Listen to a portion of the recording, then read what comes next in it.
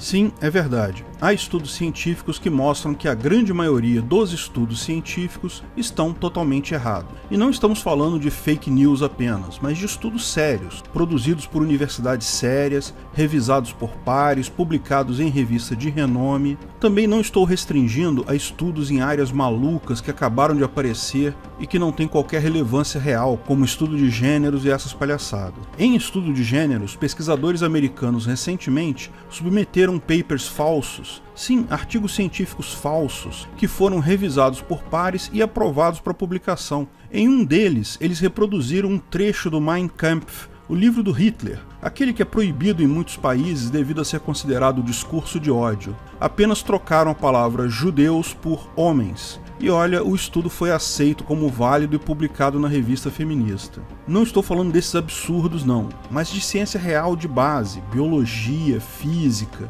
Mesmo ali existem problemas. Esse vídeo é em parte baseado num vídeo do canal Veritasium, em que ele aborda esse tema, que, por sua vez, foi baseado no paper de John Ioannidis, Why Most Published Research Findings Are False, ou seja, por que a maioria dos estudos científicos são falsos. Compartilho a conclusão dele de que isso não significa que ciência não serve para nada, ao contrário, justamente por permitir identificar os erros é que a ciência é tão importante. Mas vamos com calma para entendermos esse assunto. Antes de continuarmos o vídeo, aproveite para curtir e se inscrever na página. Clique no sininho para ser avisado de novos vídeos. Por que a maioria dos estudos científicos está errada?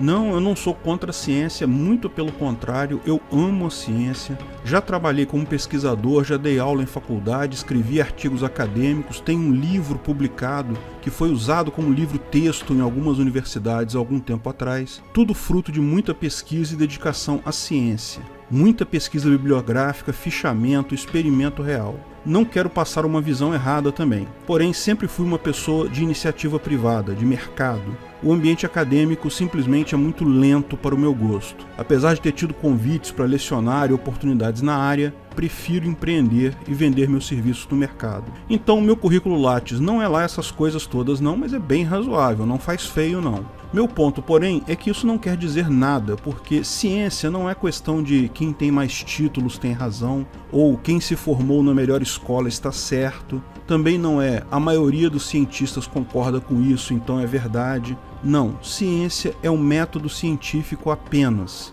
O resto é uso político de ciência, o chamado cientificismo. Considero o método científico uma das grandes invenções da humanidade, ao lado da agricultura e da moeda. A proposta de que, para que algo seja considerado verdadeiro, alguém deve pesquisar um assunto, elaborar uma hipótese lógica, testar tal hipótese com base em experimentos reproduzíveis, coletar dados desses experimentos e, considerando as eventuais margens de erro, confirmar que a hipótese é verdadeira ou descartar ela como sendo falsa. Isso é algo maravilhoso justamente porque retira a subjetividade da coisa. A capacidade calorífica do cobre é X. Alguém fez a experiência, mediu isso, corrigiu eventuais variáveis do ambiente. Você sabe quem mediu isso? Não interessa. Pode ter sido o PhD pós-doc que escreve o Paris Handbook, ou pode ter sido um estagiário dele, um técnico de laboratório recém-contratado. Se você quiser, você mesmo pode fazer essa experiência também, e se fizer bem feito, vai obter o mesmo resultado.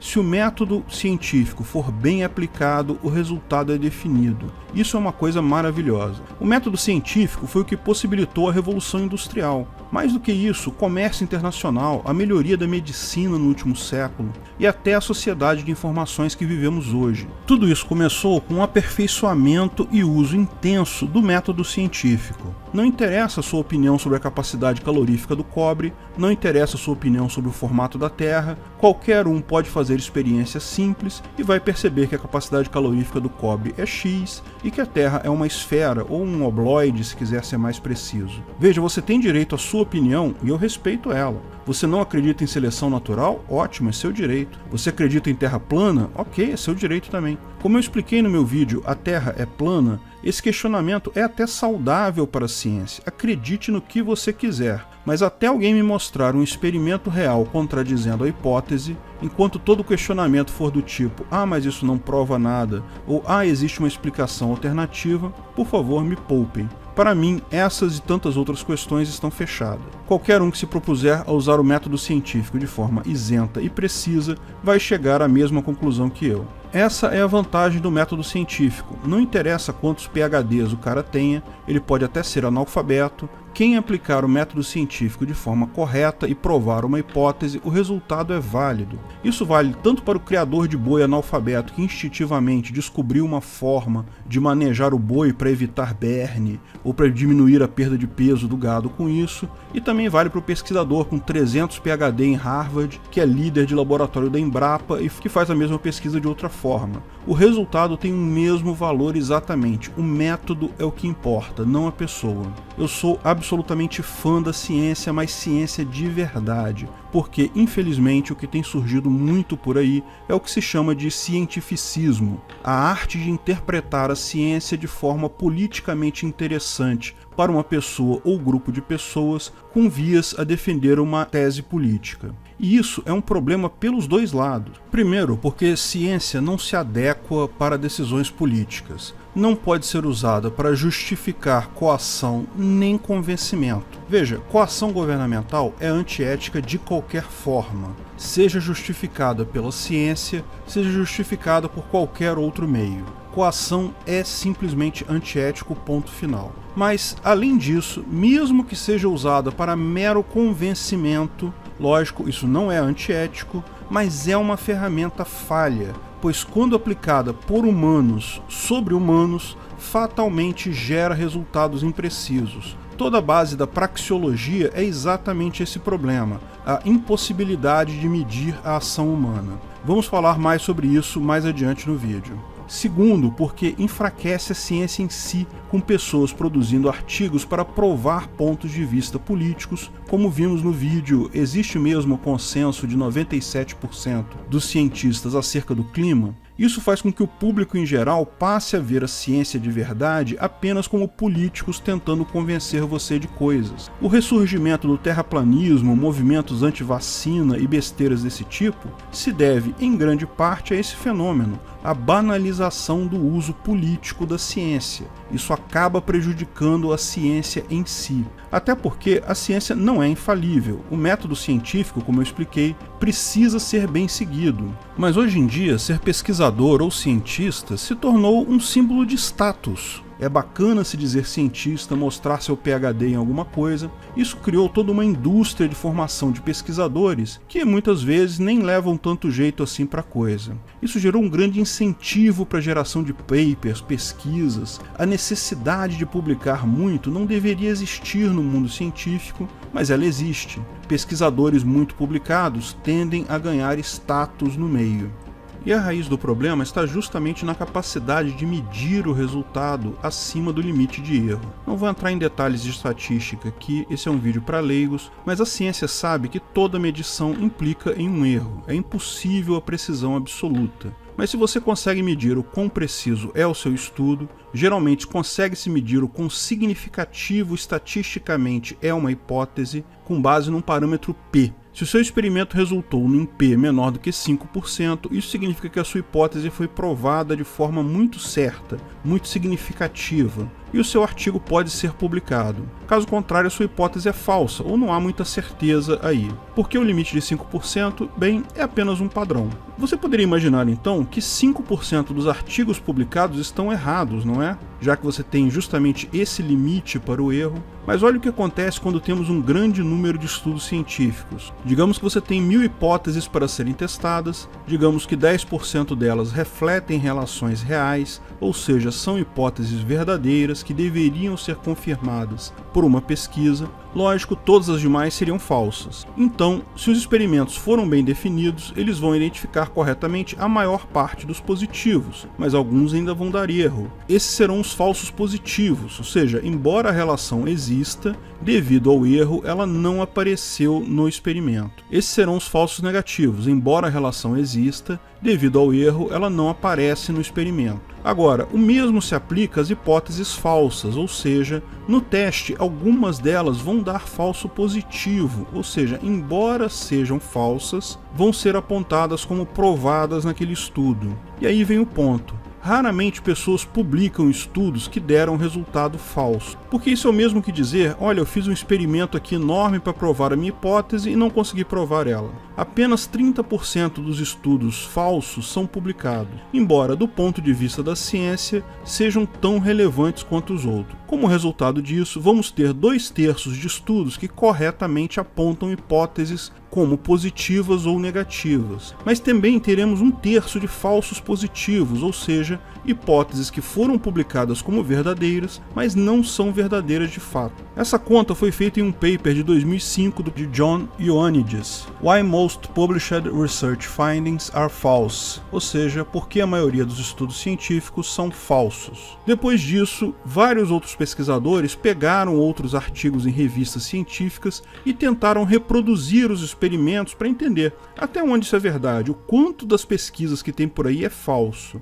Lembra, o método científico requer reproducibilidade, ou seja, a pessoa deve ser capaz de medir de novo a mesma coisa e obter o mesmo valor. O que acharam foi uma tragédia. Em estudos de psicologia, apenas 30% puderam ser reproduzidos. Apenas uma pequena fração dos estudos acerca de câncer, por exemplo, apenas 6 em 53 conseguiram reproduzir, mesmo com a cooperação dos autores originais dos estudos. Mais que isso, estudando alguns papers, percebeu-se que os pesquisadores fazem o que se chamou de p-hacking, manipular o erro da pesquisa ou a significância da pesquisa para o valor dentro do limite. Por exemplo, um pesquisador pode ir incluindo pontos de dados até chegar numa precisão abaixo de 5% e então publicar seu estudo. Mas se ele usasse mais pontos na verdade, ou menos pontos, o valor do erro aumentaria, a precisão sairia da faixa dos 5%. O cara escolheu justamente aquele número de pontos para validar a pesquisa dele.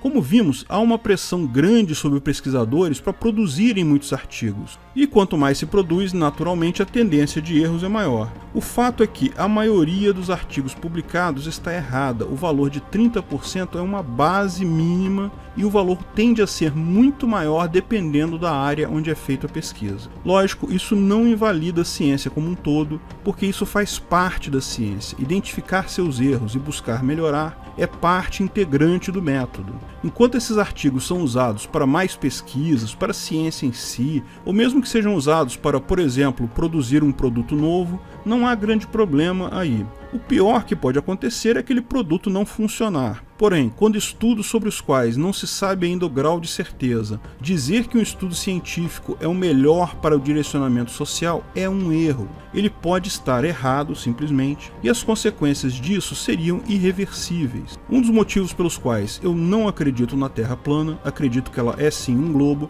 é porque isso não tira nenhuma liberdade minha. No momento que surgirem pesquisas únicas, não reproduzíveis, que são usadas para tirar sua liberdade, tome cuidado. Até porque tem um outro lado da moeda. Não existe ciência real aplicável a comportamento social. Sim, eu estou falando o que você entendeu. Economia, ciência política, sociologia, filosofia, climatologia não são ciências, porque não admitem o uso dos métodos científicos. O máximo que conseguem fazer é medição, mas não há como isolar uma causa e consequência e ter certeza da reprodutibilidade do teste. Você não tem como pegar 100 Brasis, em 50 deles aplicar a teoria econômica XYZ, nos outros 50 não aplicar nada para servir de grupo de controle e ver se efetivamente tal teoria econômica tem tal resultado. Não há experimento reproduzível nessa área. O que eles fazem é tentar estabelecer covariância de determinados parâmetros medidos numa estatística,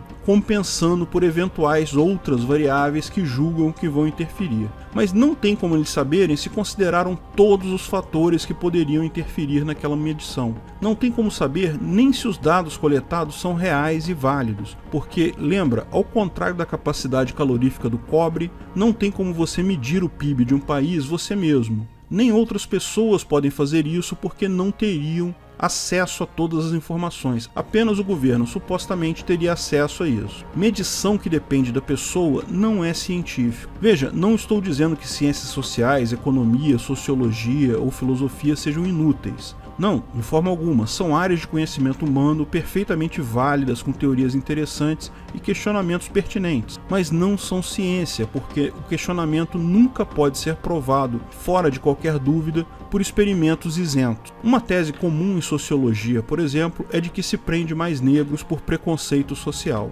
Realmente, olhando a população carcerária de países como o Brasil e Estados Unidos, podemos mesmo ter essa impressão. Mas não há como saber se o problema não é um outro fator independente desse. Além da cor da pessoa, a questão da pobreza, da cultura, quem sabe? A única forma de se ter certeza absoluta seria um experimento, que, como disse, é impossível nesse caso. A questão do famoso gender gap, ou diferença de salários entre homens e mulheres, quando se controla todas as variáveis conhecidas, cai para valores dentro da margem de erro. Falamos sobre isso no vídeo Existe diferença salarial entre gêneros, mas não tem como saber se retirarmos todas as possíveis influências. Não há como fazer experimento. Essa é exatamente a objeção da praxeologia. Praxeologia não é ciência, é lógica. Ela parte do princípio que é impossível medir a economia e, com base nessas medidas, criar e provar hipóteses, porque a ação humana é uma variável impossível de ser quantificada em estudos. Então, quando se trata de economia, a escola austríaca parte apenas para a lógica pura, sem nenhum dado estatístico para provar suas conclusões. Algumas pessoas criticam isso dizendo que a praxeologia não é ciência porque não pode ser falseada. Veja, uma tese praxeológica pode ser falseada sim. A praxeologia como um todo não é falseável, assim como a matemática não é falseável. A questão aqui, como eu disse, é que a praxeologia é comparável com a lógica, a matemática, não com a ciência experimental. Ninguém precisa fazer experimento para descobrir que 2 mais 2 dá 4. Matemática não é falseável e não deixa de ser útil. Agora, um teorema matemático pode sim ser falseável. Quando Andrew Wiles demonstrou o teorema de Fermat, a primeira prova dele estava errada. Outros matemáticos apontaram o erro, ele corrigiu o erro e apresentou novamente sua demonstração. Da mesma forma, uma teoria praxeológica pode ser falseável nesse nível. Alguém pode apontar que a lógica está errada, que tem um salto lógico inválido e que aquela conclusão, portanto, não procede. Concordo que seria ótimo se pudéssemos estudar a sociedade como estudamos, sei lá, os átomos de cobre, medir coisas, fazer experimentos, mas a ação humana garante que isso é impossível. O fato do próprio pesquisador ter interesse político no resultado garante que qualquer resultado obtido ali será falso. Ciência é importante e deve ser prestigiada, mas no momento que um político começa a usar ciência como justificativa para qualquer coisa, tenha certeza que aquilo ali não é mais ciência, virou propaganda política. Vale tanto quanto qualquer panfleto aleatório jogado na sarjeta. Obrigado por assistir nosso vídeo. Comente abaixo se tiver dúvidas ou sugestões de novos temas.